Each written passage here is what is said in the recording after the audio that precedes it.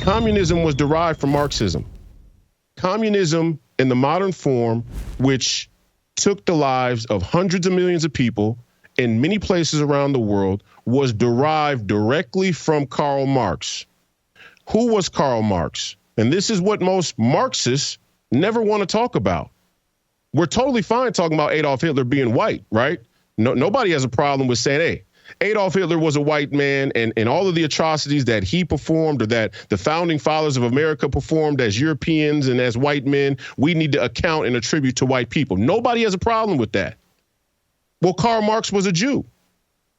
Now, I would make the case that he was actually an anti-Jew because I don't believe that you could be an ethnic Jew.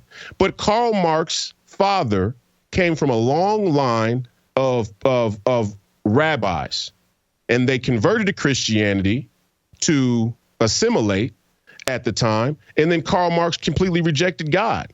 So how can I not look at communism and all of the bodies stacked up from the communist political structure or communist politics across history and attribute it back to the man who started it and his ideas, and then ask who he was? These are the types of bait and switch moves that the establishment has become great at. And to take it even a layer deeper, communism, liberalism, globalism, same aim, same goal. Okay? When you draw back the curtain on communism, when you draw back the curtain on Marxism, when you draw back the curtain on Zionism, when you draw back the curtain on liberalism and globalism, you come back to one mountaintop, the crown. And it's obvious. It's obvious that the rebrand of and again, the reason I start off with JFK, because anytime you play around in these waters where you talk about the crown and the monarchy or the international Zionist conspiracy, which isn't a conspiracy because Zionism is very out there and blatant about what they plan to do and what they're aiming to do. Anytime you talk about Freemasonry, the automatic is, turn it off. This guy's a conspiracy theorist. And that's what this guy really was trying to do to Kyrie Irving. Because what Kyrie Irving had done weeks before was talk about Alex Jones and the secret societies. And people looked at that and went, oh, this guy's crazy. No, he's not crazy. And they're not really secret societies. They're right out there in the open. And when I say the crown, Karl Marx came from Europe. He was an anti-Jew. He didn't believe in God. His ideas spread throughout, created this class system. So what did the crown have to do in response to Marx and communism?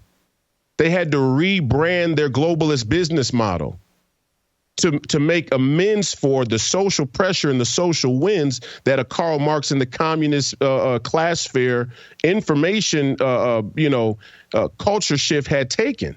And that's exactly what they did. That's what the United Nations was.